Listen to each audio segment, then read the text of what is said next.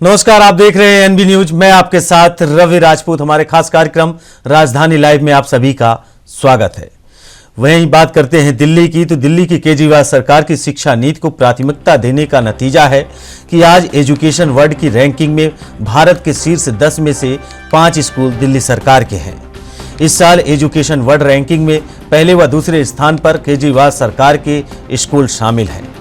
वहीं 2 स्कूलों में एक 9वां तो दूसरा 10वां स्थान प्राप्त किया है। दिल्ली की टीम एजुकेशन की इस उपलब्धि को बताते हुए गुरुवार के उप मुख्यमंत्री व शिक्षा मंत्री मनीष सिसोदिया ने प्रेस कॉन्फ्रेंस कर कहा कि केजरीवाल ने अपने स्कूल प्रिंसिपल पर भरोसा दिखाया, उन्हें शानदार ट्रेनिंग व सुविधाएं उपलब्ध करवाई और इसी भरोसे के दम पर दिल्ली सरकार के स्कूल आज देश के टॉप 10 स्कूलों में शामिल हैं।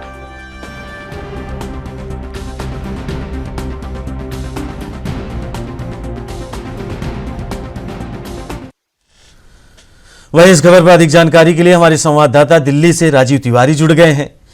राजीव, केजरीवाल सरकार लगातार स्कूलों को लेकर प्रोत्साहन बटोर रही है, क्या खासियत है स्कूलों में?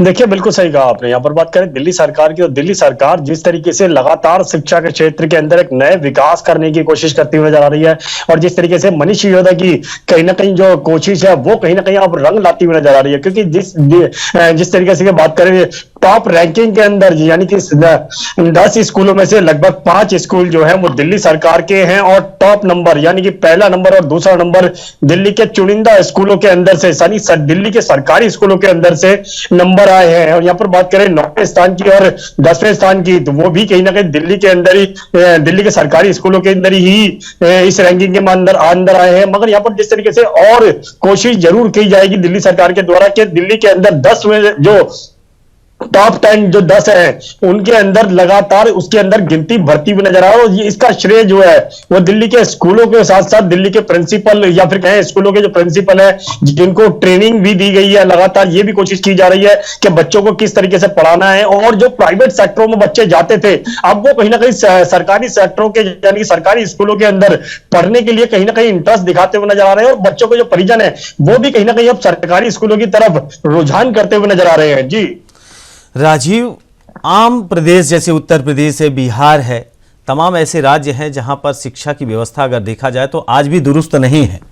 वहीं अगर दिल्ली की मॉडल की बात करें, दिल्ली केजरीवाल सरकार लगातार कह रही है कि शिक्षा मॉडल जो केजरीवाल सरकार ने तैयार किया है आज तक किसी प्रदेश में ऐसा नहीं हुआ। दिल्ली के स्कूलों में मनीष सिसोदिया शिक्षा मंत्री हैं, उन्होंने ऐसे कौन से प्रारूप तैयार किए, ऐसे कौन सी गाइडलाइन तैयार किए कि जो उन स्कूलों को आगे चल के उनके बच्चे डॉक्टर, इंजीनियर, साइंटिस्ट तमाम ऐसे जगहों पे पहुंचेंगे और आम प्रदेशों की जो स्कूल हैं उनमें वो खासियत नहीं है? देखिए, बिल्कुल सही कहा आपने। यहाँ पर बात करें मनीष सिसोदिया की, मतलब मनीष सिसोदिया के द्वारा कहीं ना कहीं स्कूलों के अंदर जो पहले एक चीज देखने को मिलती थी, चाहे वो दिल्ली हो या फिर और राज्य हो, सरकारी स्कूलों को कहीं ना कहीं इतनी मान्यता नहीं दी जाती थी और कहीं ना कहीं सरकारी स्कूलों के अंदर ना ही इतनी पढ़ाई होती थी कि जिसकी वजह से कहीं ना कहीं बच्चे जो है वो कहीं ना कहीं डॉक्टर बन सके, इंजीनियर बन सके। और लगातार कहीं ना कहीं जो परिजन थे वो कहीं ना कहीं अपने बच्चों को सरकारी स्कूल की जगह पर प्राइवेट स्कूलों में पढ़ाना पसंद करते थे। बेशक उनको वो मोटी फीस देनी पड़ती थी वहां पर, मगर यहाँ पर जिस तरीके से दिल्ली सरकार के द्वारा दिल्ली के जो सरकारी स्कूल हैं उनको कहीं ना कहीं डेवलप किया गया, नई नई बिल्डिंगें बनाई गई, यहां तक कि नए नए स्कूलों के अंदर जो स्मार्ट क्लासेस थी यानी कि जो पढ़ाने का तरीका था जो कंप्यूटराइज किया गया उसके अंदर कहीं ना कहीं कोशिश की गई। जो टीचर थे उनको कहीं ना कहीं ऐसी ट्रेनिंग दी गई ताकि बच्चों को कहीं ना कहीं ऐसी एजुकेशन दी जाए ताकि बच्चों का जो इंटरेस्ट है या फिर कहीं जो पढ़ने का तरीका है वो बदलता हुआ नजर आया। और इसी को लेकर कहीं ना कहीं जो पहले जो प्राइवेट स्कूलों के अंदर बच्चों को पढ़ाया जाता था और परिजन भी यही चाहते थे कि बच्चों को प्राइवेट स्कूलों में पढ़ाया जाए ताकि शिक्षा जो है उनकी बेहतर हो सके, मगर वही चीज अब दिल्ली के सरकारी स्कूलों के अंदर मिल रही है। तो कहीं ना कहीं जो परिजन है वो चाहते हैं कि आप प्राइवेट स्कूल के अंदर ना जाकर सरकारी स्कूल के अंदर जाएंगे और कहीं ना कहीं जो सरकारी स्कूलों के अंदर जो पढ़ाई की जो कैसे बेहतर की जा रही है, सिलेबस की बात करें या फिर किताबों की बात करें या फिर बच्चों को पढ़ाने का जो तरीका है टीचरों का वो लगभग बदला गया है, जिसकी वजह से कहीं ना कहीं जो टॉप 10 के अंदर दिल्ली के जो 5 स्कूल आए हैं उससे कहीं ना कहीं दिल्ली सरकार की जरूर हौसला अफजाई हुई है। और कहीं ना कहीं दिल्ली सरकार यही चीज कोशिश भी कर रही थी कि दिल्ली के जिस तरीके से स्कूलों को बेहतर किया जा रहा है और भी राज्यों के अंदर इस तरीके की कोशिश की जाए, मगर वही कोशिश जो है वो दिल्ली के अलावा और राज्यों के अंदर अभी इतनी नहीं देखने को मिल रही है। जी राजीव, लेकिन सवाल एक ये भी है कि लगातार बीजेपी का आरोप है कि सिर्फ और सिर्फ दिल्ली सरकार विज्ञापन कर रही है, इसके अलावा कुछ नहीं कर रही। विज्ञापन के दम पर वो प्रोत्साहन बटोर रही है और ये कहा जा रहा है कि दिल्ली का शिक्षा मॉडल पूरे देश में लागू होना चाहिए और दिल्ली का शिक्षा मॉडल देश में ही नहीं अपितु विदेश में भी लागू हो रहा है। लेकिन सवाल ये है कि क्या दिल्ली का जो शिक्षा मॉडल है, क्या आने वाले कल में दिल्ली एक प्रश्न बन के उभरेगी, एक उत्तर बन के उभरेगी कि पूरे जो चाहे यूपी है, बिहार है, खासतौर पर मैं बिहार को लूंगा क्योंकि बिहार में जो शिक्षा का स्तर है वो बहुत नीचे स्तर पर है। और अगर बात करें दिल्ली की, तो दिल्ली का जो मॉडल इस समय तैयार हो रहा है उसको आप कैसे देख रहे हैं? क्या आने वाले कल में दिल्ली का शिक्षा मॉडल एक इतिहास बनेगा? देखिए, बिल्कुल सही कहा आपने। यहाँ पर जिस तरीके से दिल्ली के शिक्षा मॉडल की बात की और शिक्षा के मॉडल के द्वारा कहीं ना कहीं बच्चों को पढ़ाने का जो तरीका था, पहले कहीं ना कहीं सरकारी स्कूलों के अंदर गिनती के टीचर हुआ करते थे जो नहीं पढ़ाते थे, नई इमारतें नहीं हुआ करती थी, स्मार्ट क्लासेस नहीं होती थी और यहाँ तक कि बच्चों को कहीं ना कहीं पहले जमीन पर बिठाया जाता था।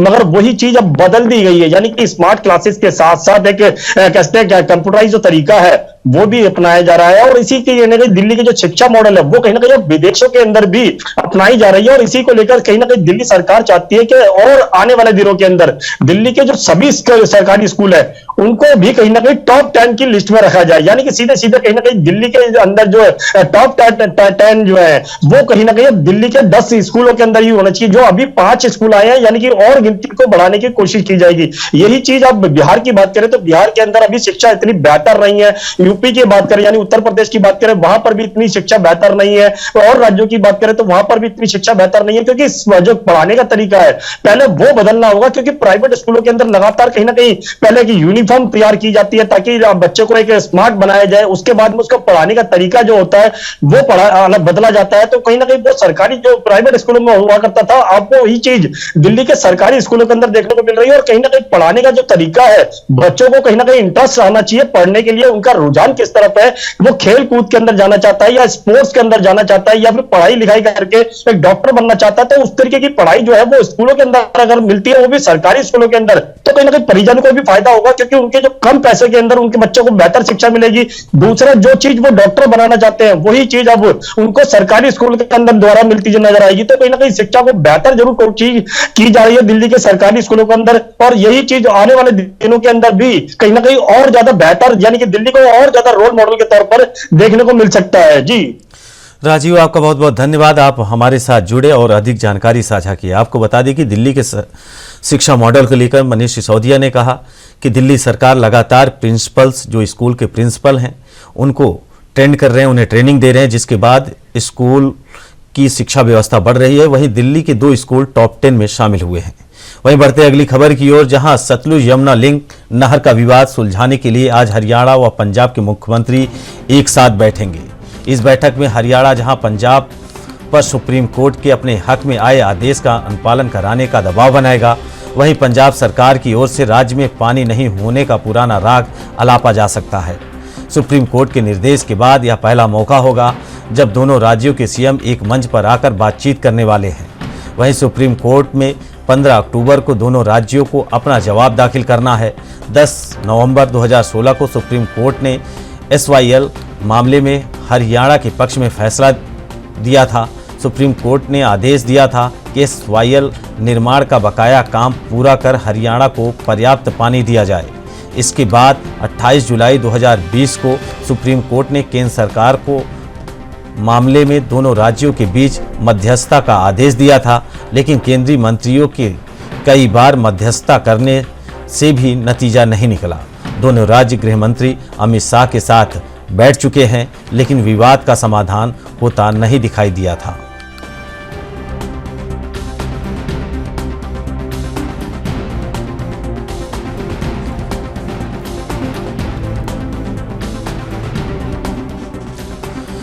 वहीं इस खबर पर अधिक जानकारी के लिए हमारी संवाददाता चंडीगढ़ से अमनप्रीत कौर जुड़ गई हैं।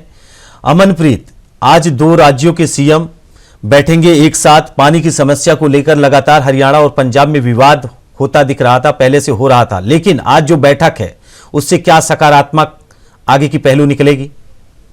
देखिए, सुप्रीम कोर्ट का ये ऑर्डर आपको यहाँ बताना चाहेंगे। सुप्रीम कोर्ट ने साफ तौर पे कहा था कि दोनों जो राज्यों के मुख्यमंत्री हैं वो एक साथ बैठें और एक साथ बैठने के साथ पूरे मसले के ऊपर हल करें और सुप्रीम कोर्ट में उन्होंने इसकी रिपोर्ट सबमिट करनी, यानी कल 15 तारीख है, तो कल सुप्रीम कोर्ट में रिपोर्ट सबमिट करनी, जिसके चलते हुए आज ये दोनों सीएम 11:30 बजे हरियाणा निवास में बैठेंगे। इसी मुद्दे के ऊपर जो चर्चा की जाएगी कि आखिर किस तरीके से इसका हल निकाला जाए, क्योंकि सरकारों का ही हल निकालना जरूरी होता है। सरकार ही इस पूरे मसले का हल निकाल सकती है।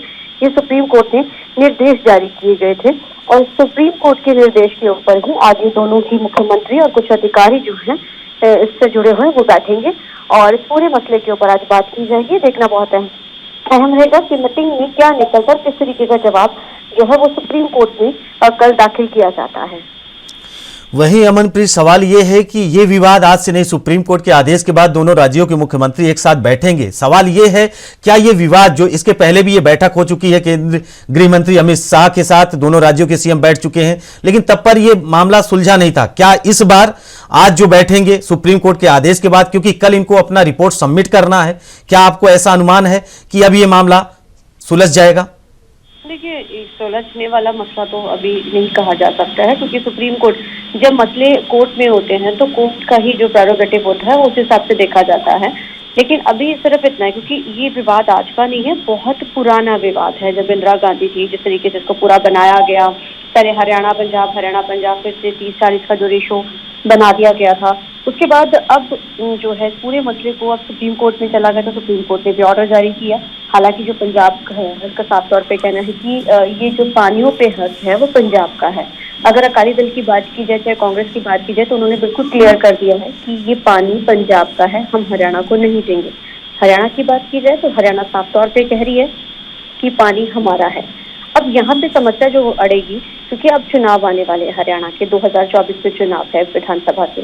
अब ऐसे में अगर, क्योंकि आम आदमी पार्टी विधानसभा के लिए चुनावों के लिए पूरा उसने दंगल ठोका हुआ है हरियाणा में। अब दिल्ली में केंद्र में सरकार, जो दिल्ली की सरकार है, जो सीएम है वो अब आम आदमी पार्टी के है, पंजाब में आम आदमी पार्टी की सरकार है, अब हरियाणा में भी सरकार बनाना चाहते हैं।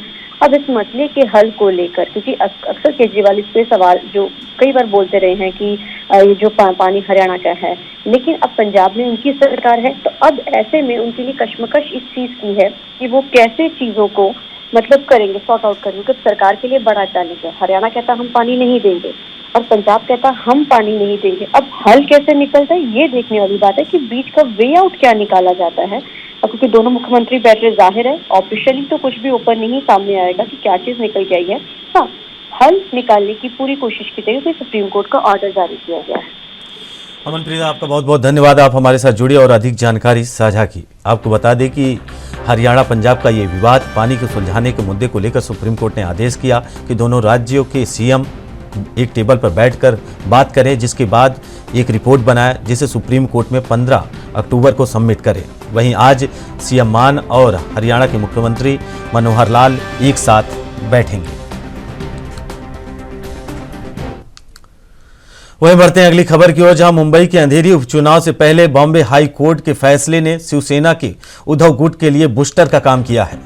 हाई कोर्ट ने बीएमसी की ऋतुजा लटके का इस्तीफा स्वीकार करने का आदेश दे दिया है। अब शुक्रवार को बीएमसी से इस्तीफा मंजूर होने के बाद ऋतुजा उद्धव ठाकरे गुट की ओर से नामांकन दाखिल करेंगी। इस बीच चर्चा है कि बीजेपी शिंदे गुट इस सीट से अपना उम्मीदवार वापस ले सकती है।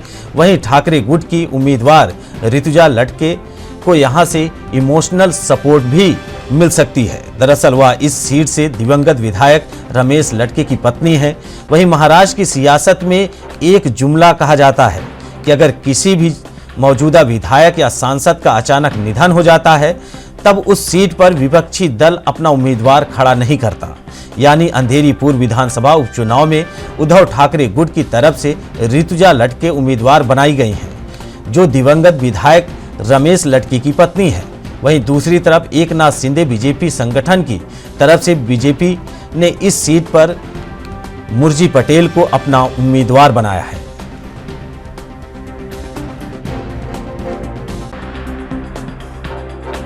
राहत है, ये हमारी जीत की शुरुआत है। शिवसेना उद्धव बाला साहब ठाकरे, ये टेम्पररी नाम हमें दिया गया है, मशाल चिन्ह हमें टेम्पररी दिया गया है।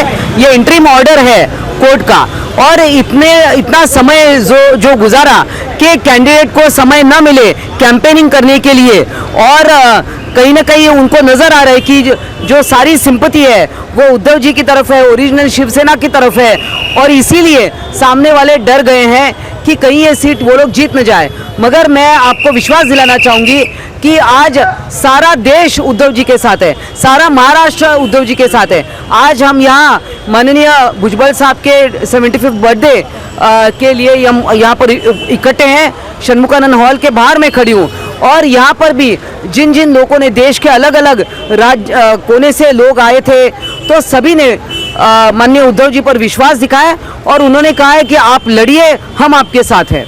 लेकिन भ्रष्टाचार, लाइसेंसिंग जैसे आरोप भी जो है वो ऋतुजा लटके लगाए, ये बहुत अभी इसके लिए और कोई शब्द नहीं है। हम कहते हैं कि नीच राजनीति है, नीच से कोई नीच इस प्रकार का शब्द भंडार मेरे पास नहीं है और मैं इसे इस्तेमाल भी नहीं करना चाहती हूँ, मगर हमारी जीत पक्की है। आपके वजह से हुआ है। हालांकि उन्होंने 4 बार कोर्ट्स इलेक्शन कमीशन से डेट मांगी थी, जिसकी वजह से ये सब डिले हुआ था। डिले खुद ही करना है और बाद में ऐसे बोलना है कि इलेक्शन कमीशन ने हम पे नाइंसाफी की है, तो ये बिल्कुल गलत बात है। वैसे ही अगर उनको मिसेस लटके को खड़ा करना था तो उनके पास एम्पल समय था, उनके पास बहुत सारा समय था जिसमें वो सब फॉर्मेलिटीज कंप्लीट कर सकते थे। बहुत सारी फॉर्मेलिटीज रहती है इलेक्शन के लिए। आप अगर गवर्नमेंट सर्वेंट है तो आपको रेजिग्नेशन देना पड़ता है, उसके रेजिग्नेशन देते समय सब फॉर्मेलिटीज कंप्लीट करनी पड़ती है। दूसरी बात यह है कि आपको अपनी जो प्रॉपर्टीज है उसका एफिडेविट बनाना पड़ता है, आपके गवर्नमेंट ड्यूज कुछ भी नहीं है, इसके बारे में भी आपको कंफर्म करना है, नहीं तो आप जीत के भी डिस्क्वालीफाई हो सकते हैं। तो ये पॉलिटिकल पार्टी है, क्या उसको मालूम नहीं था कि समय पे इस्तीफा देना चाहिए? इसका एक कारण ये भी हो सकता है कि अब देखिए उन्होंने महाविकास आघाड़ी की तरफ से वो इलेक्शन लड़ रहे थे, इसलिए उनमें ही फैसला नहीं हुआ था कि या तो कांग्रेस लड़ेगी या राष्ट्रवादी लड़ेगी या शिवसेना लड़ेगी। शिवसेना मतलब ठाकरे ग्रुप लड़ेगा, इनके बारे में उसमें एक वाक्यता नहीं थी, इसीलिए उन्होंने लेट किया। और लेट होने के बाद जब वो नहीं मिल रहा था, लेट होने के कारण नहीं मिल रहा था, तो उनको हाईकोर्ट जाने से दूसरा कुछ पर्याय ही नहीं था। तो हाईकोर्ट क्या मतलब, कोर्ट जब बोलते हैं कि उनके कोई अगर उसमें त्रुटि भी हो तो भी उनको दे दीजिए, तो फिर उस ऑफिसर की रिस्पॉन्सिबिलिटी नहीं आती। वो क्या बोलेंगे, कोर्ट का ऑर्डर है तो मैंने दे दिया, जो भी इनसे रिकवरी करनी है, ये करना है, वो तो बाद में देखा जाएगा। वह इस खबर पर अधिक जानकारी के लिए सत्यप्रकाश सोनी मुंबई से हमारे संवाददाता जुड़ गए हैं। सत्यप्रकाश, मौजूदा अगर राजनीति की बात करें तो शिवसेना में 2 गुट बने हैं, एक शिंदे गुट, एक उद्धव गुट। अब अंधेरी उपचुनाव भी है, कैसे देख रही है अंधेरी की जनता? और राजनीति में अगर कहा जाए तो इस सीट पर किसकी विजयी दिख रही है आपको? बिल्कुल रविराज जी, देखिए अंधेरी उपचुनाव होने वाले हैं, क्योंकि मई 2022 में रमेश लटके जो वहां के शिवसेना विधायक थे, उनकी आकस्मिक मौत हो गई थी। उसके बाद से अटकलें लगाई जा रही थी कि उनकी पत्नी जो चुनाव लड़ेंगी, लेकिन जब चुनाव का वक्त आया तो बीएमसी की तरफ से उन्होंने इस्तीफा दिया, लेकिन बीएमसी और चुनाव आयोग ने इस्तीफा स्वीकार नहीं किया। इसको लेकर मजबूरन उद्धव ठाकरे की शिवसेना को हाईकोर्ट का रुख करना पड़ा। कल हाईकोर्ट ने आदेश दे दिया है कि इस्तीफा मंजूर किया जाए, और इस्तीफा मंजूर होने के बाद आज उनकी पत्नी जो है नामांकन कर सकती है। ऐसे में ये जो समीकरण कहीं न कहीं महाविकास आघाड़ी की तरफ से था और भारतीय जनता पार्टी और एकनाथ शिंदे गुट की तरफ से, वह समीकरण बिल्कुल बदल गया है, क्योंकि भाजपा ने मुरजी पटेल को अपना उम्मीदवार बनाया है, लेकिन रमेश लटके की पत्नी के सामने मुरजी पटेल का एक चलने वाला नहीं है, क्योंकि पूरा देश जानता है, खासकर मुंबई महाराष्ट्र जानती है कि किस तरह से महाराष्ट्र की सियासत में एकनाथ शिंदे गुट और भारतीय जनता पार्टी गुट मिलकर शिवसेना को पूरी तरह से खत्म करने की कोशिश कर रहा है। लेकिन जब चुनाव की बात आती है तो जाहिर तौर पर एक महिला उम्मीदवार को सिंपैथी मिलेगी। इस तरह के जो है कहीं कहीं माहौल मुंबई में बना हुआ है, और देखा जा रहा है कि जब उपचुनाव की तारीख और नजदीक आएगी तो यह पूरा मामला एक तरफा हो सकता है, क्योंकि रमेश लटके की जो पत्नी है वह काफी दावेदार भी है, और उन्होंने, उनके पति ने जो काम किया उसका श्रेय भी कहीं न कहीं उनको मिल सकता है।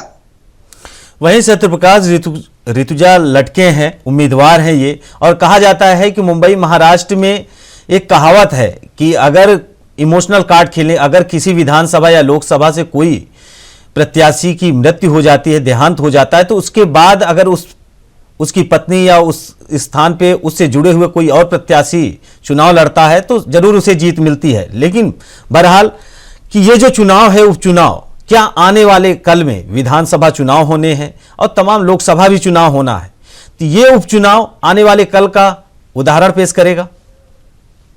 बिल्कुल रविराज जी, क्योंकि जिस तरह से मुंबई महाराष्ट्र की सियासत में माहौल बना हुआ है, ये बिल्कुल ये तय करेगा कि असली शिवसेना और जो नकली शिवसेना की बात चल रही है, या उद्धव गुट की शिवसेना, एकनाथ शिंदे की गुट की शिवसेना, बाला साहब की शिवसेना या बाला साहबान की शिवसेना, ये दोनों जो कहीं न कहीं जिस तरह से मतभेद बनाया गया है या फिर बंटवारा किया गया है, उसमें यह साफ हो जाएगा कि असली शिवसेना किसकी है और मुंबई का किस शिवसेना की तरफ ज्यादा रुझान करते हैं या झुकाव करते हैं।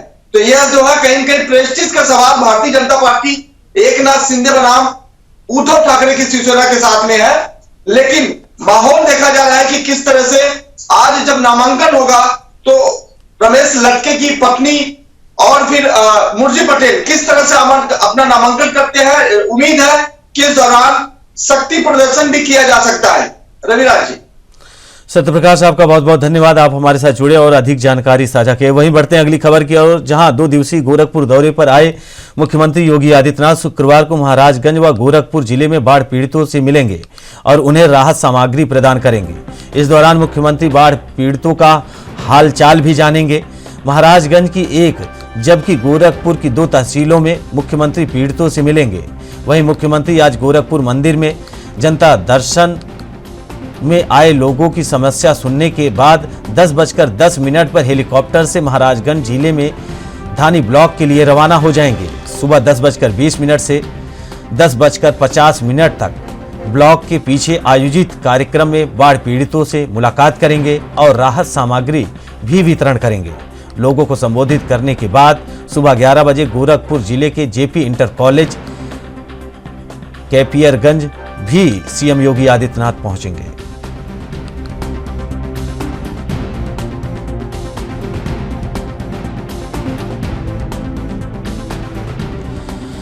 वहीं आपको बता दें कि आज सीएम योगी आदित्यनाथ गोरखपुर दौरे के साथ साथ महाराजगंज दौरे पे है, जहां बाढ़ पीड़ित किसानों से मुलाकात करेंगे, लोगों से मुलाकात करेंगे और उन्हें राहत सामग्री वितरित करेंगे। वहीं अगर हम उनके समय की बात करें तो आज वो 10:10 पर हेलीकॉप्टर से महाराजगंज जिले में धानी ब्लॉक के लिए रवाना होंगे और सुबह 10:20 पर से 10:50 तक ब्लॉक के पीछे आयोजित कार्यक्रम में बाढ़ पीड़ितों से मुलाकात करेंगे और उन्हें राहत सामग्री भी बांटेंगे।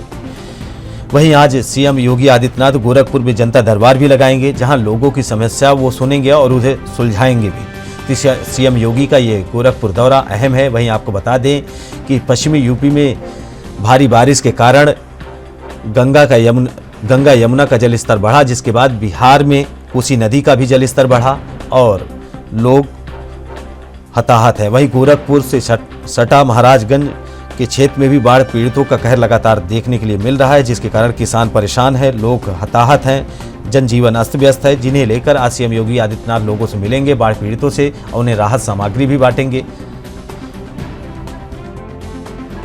वहीं आपको बता दें कि 2 दिवसीय गोरखपुर दौरे पर आए मुख्यमंत्री योगी आदित्यनाथ शुक्रवार यानी आज महाराजगंज व गोरखपुर जिले में बाढ़ पीड़ितों से मुलाकात करेंगे, उन्हें राहत सामग्री भी प्रदान करेंगे। इस दौरान मुख्यमंत्री बाढ़ पीड़ितों का हौसला भी बढ़ाएंगे।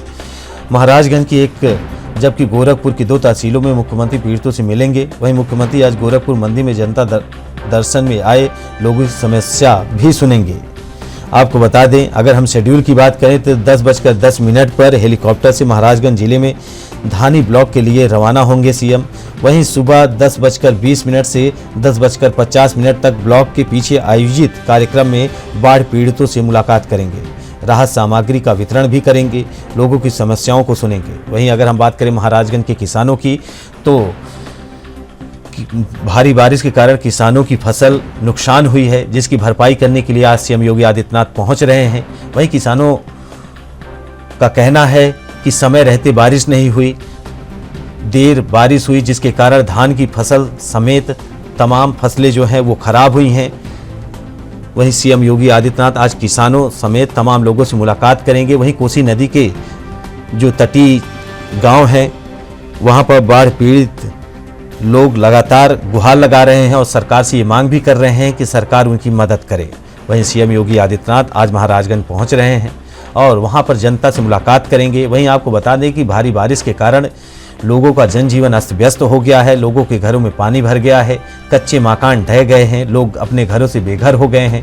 तो सीएम योगी आदित्यनाथ पश्चिमी यूपी के बाद अब गोरखपुर महाराजगंज में जो पीड़ित लोग हैं, किसान हैं, जो बाढ़ से प्रभावित हैं, उनसे आज मुलाकात करेंगे, उन्हें राहत सामग्री भी वितरित करेंगे। और सीएम योगी आदित्यनाथ लगातार किसानों को लेकर, गरीब मजलूमों को लेकर एक्शन मोड में रहते हैं।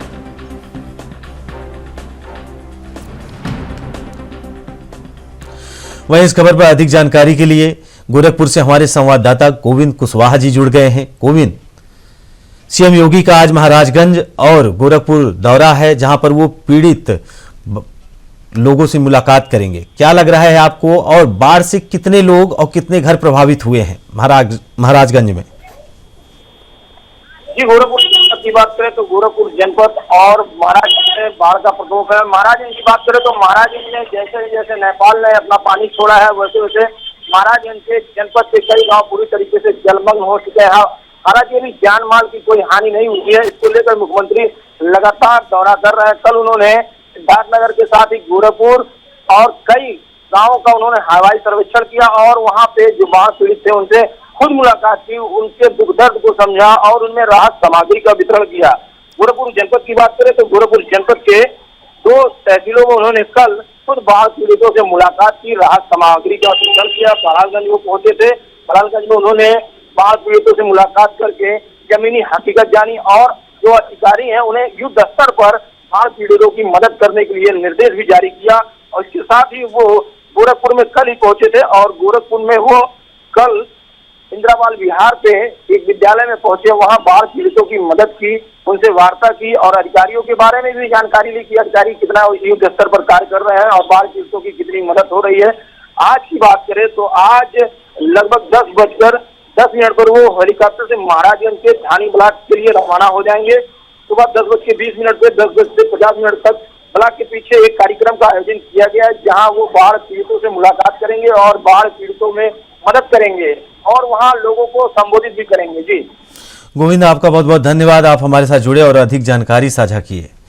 फिलहाल रुकते हैं छोटे से ब्रेक के लिए, ब्रेक के बाद जल्द हाजिर होते हैं।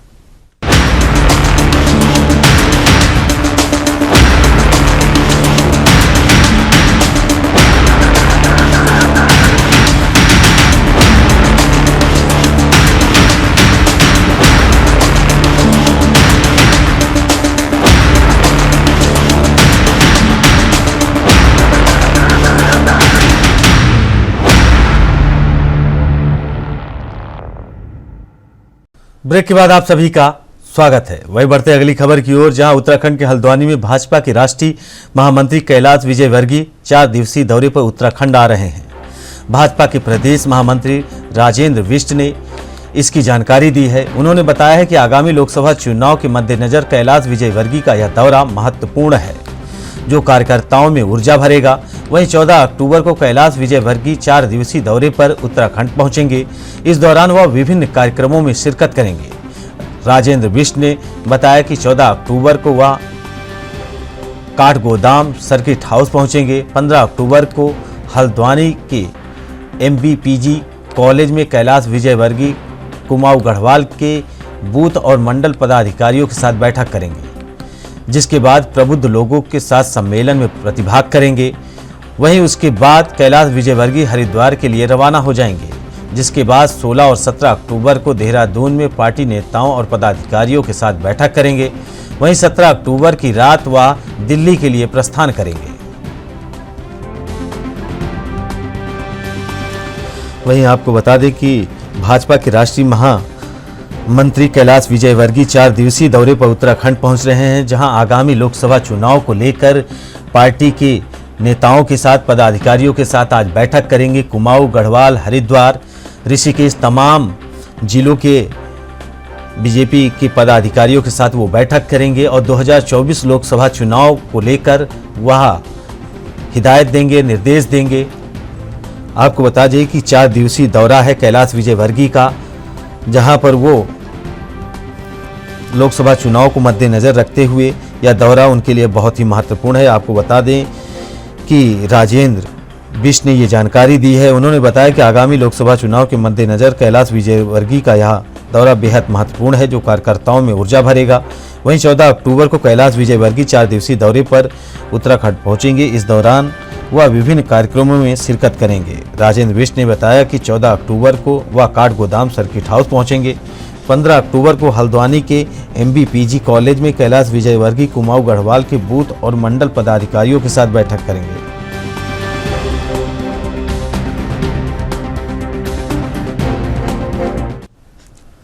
फिलहाल राजधानी लाइव में हमारे साथ इतना ही। बाकी खबरों से जुड़े रहने के लिए देखते रहिए ANB न्यूज। नमस्कार।